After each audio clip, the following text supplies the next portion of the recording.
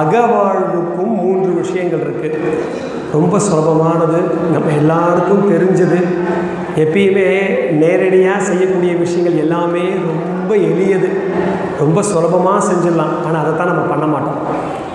அந்த 3 விஷயங்கள் என்னென்ன அப்படின்னா, பக்தி, நோக்கம், கடமை. இந்த 3 விஷயங்கள் இருந்தால் மட்டும்தான் நான் முன்னாடி சொன்னேன், வெளிப்புற வாழ்க்கையில் இருக்கக்கூடிய உணவு, உடை, இருப்பிடம், இது நமக்கு சுபீட்சத்தை தரும், நிறைவை தரும்.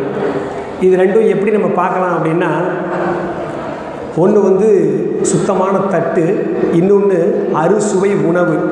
சுத்தமான தட்டிலே அறுசுவை உணவை பரிமாறினா தான் நம்மளால் சாப்பிட முடியும். சுத்தமான தட்டை போட்டுட்டு உங்களுக்கு நல்லா இலையெல்லாம் நல்லா சுத்தம் பண்ணி போட்டுட்டு உப்பாக கன்றாவியாக பெரிய புளிப்புங்கு உப்புமா போட்டாக்க நம்மளால் சாப்பிட முடியுமா? முடியாது.